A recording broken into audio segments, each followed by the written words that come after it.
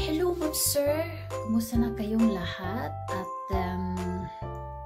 matagal lang tayong hindi nagkita, so pasensya na kayo at ngayon lang ako nakapag-vlog at upload ng video kasi sobrang busy ng lola niyo, walang ginagawa. What? Kaya walang time mag-video dahil sa sobrang walang ginagawa. So, ngayon ay pupunta kami sa anong tawag na ito? Veteriner. Alam mo yung mga doktor ng mga hayop. Nakalimutan ko na kasi yun. Ay, nako. Mga ma'am sir, kapag talaga na ano ka dito ka, nasa ibang bansa ka na, like especially kapag yung language is not English, talagang ang hirap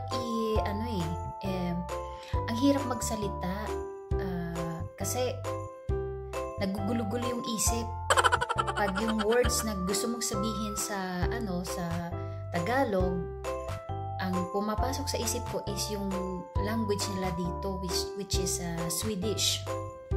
So mahirap talaga hanapin yung tamang words. So kung pwede nga lang ipag-mix ko na yung language nila dito, Swedish, tapos English, tapos Tagalog. Pwede rin Bisaya. So yun na nga, maya-maya aalis kami kasi dadalhin namin yung pusa namin doon sa doktor dahil kailangan niya ng vaccine. Hindi for COVID is for yung mga sakit-sakit. So, antabayanin na lang maya. Hello guys, may nakita ko doon na yung ihi ayun. Papakita ko sa inyo. Ginagawa mo? Yan. Yung nag-parking na yan. Kita nyo ba guys? Diba?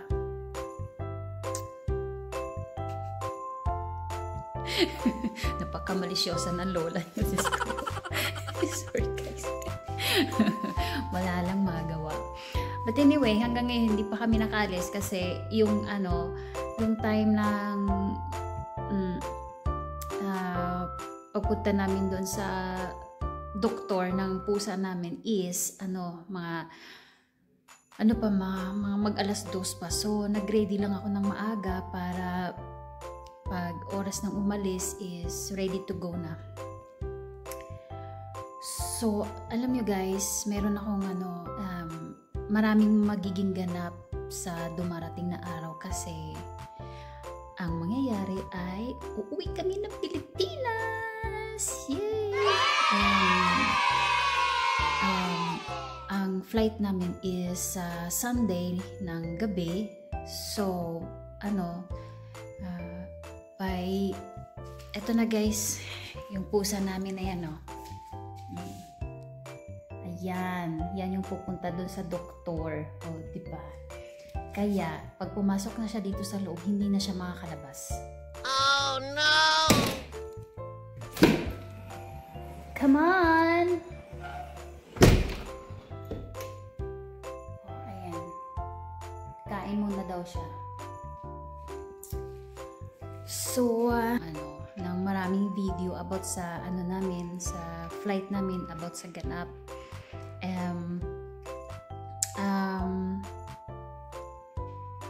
Susubukan kong i-video lahat from day 1 ng pag-alis namin dito hanggang sa airport, hanggang sa immigration, kung meron bang mga pagbabago or immigration pagdating sa Pilipinas, kung meron bang mga pagbabago or easy na or mas easy na ba ngayon umuwi ng Pinas without maraming keme-keme, ganyan. So, abangan nyo na lang guys yung mga paparating pang video about sa trip to Philippines. So, ayan. See you a little bit later guys. Bye! A few moments later. Yes, okay guys. We are going na sa alis na kami. Ang liwanag naman. maliwanag ang buhay. So, ilalak ko lang ang pinto. Teka lang guys.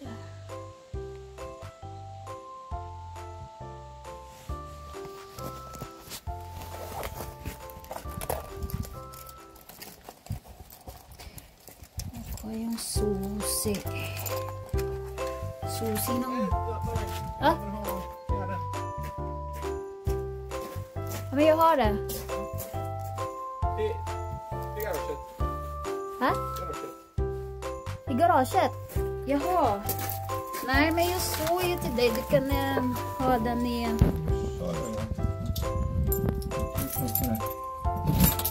Okay, so ayan guys. We are going now. Masasakyan na yung aming muning-muning. It's not muning-muning anymore.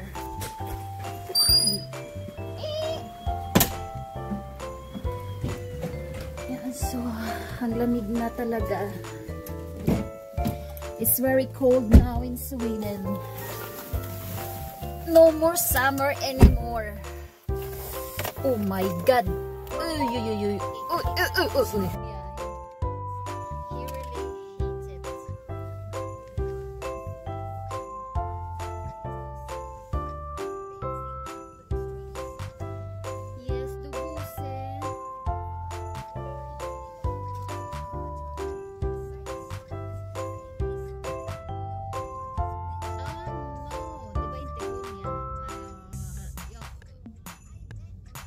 It's not her.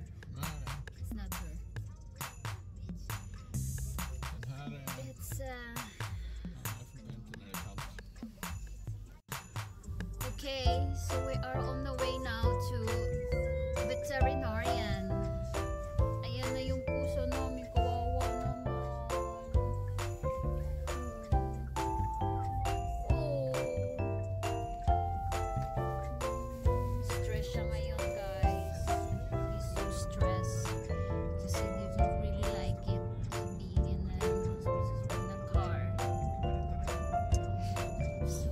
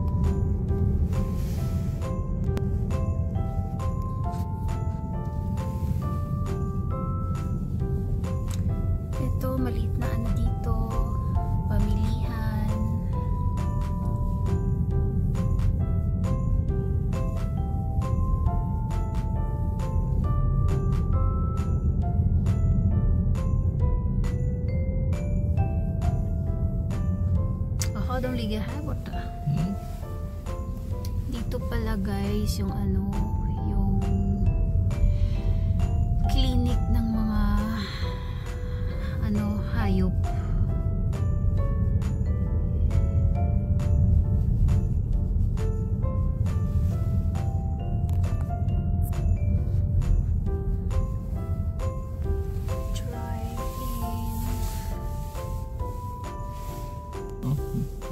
På om de inte har kommit.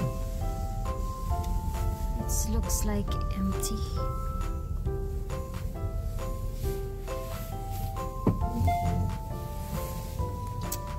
Yeah, so we are here. Magpa-parking lang kami. Nakakasilaw yung ano ng init. Ay, yung araw. May sikat ng araw.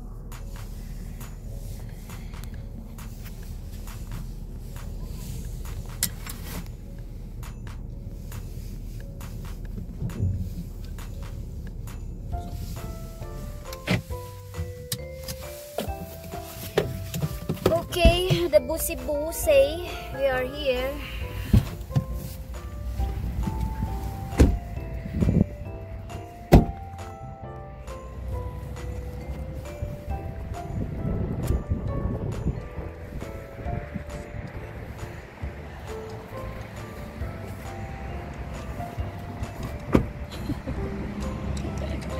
Smile for the camera. Smile, baby. Oh, na-stress na siya ngayon. So stress out.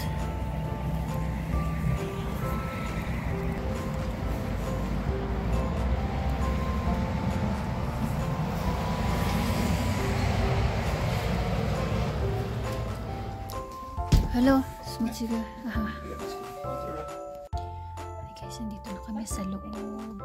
Kinakausap ko yung pusa ko kasi hey, ito pusa. Hey, pusa. Hey. Hey, pusa. Ito pusa. Stress talaga siya, guys. Parang nararamdaman niya na kung ano ang mangyayari ngayon. Pusa.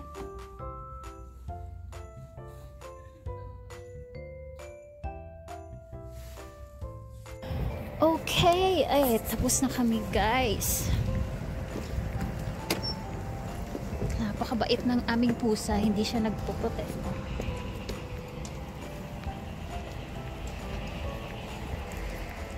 Ser man där, han har gått ner till Hectorbos också, va?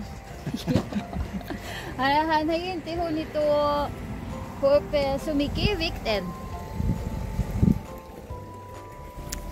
Ayan. Det är ju några månader tidigare i år då, eftersom vi ska åka. Ja.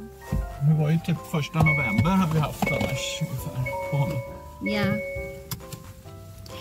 So, ayan. Filmar du allt där inne? Nej, det gör inte.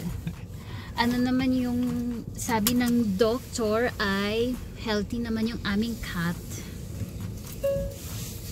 Kaya it's approved. Yung ano niya, yung timbang, okay naman. Oh! Du sa ingenting när du var där inne. Han är så snäll. Bait-bait yan ng ano namin. Pusa namin yan. Hindi siya yung tipong ano doon nagwawala sa loob. Ano lang siya. Yo, we go home now, Buse. We go home. So, ayan, success the vaccine today. So, we are heading now on the way home.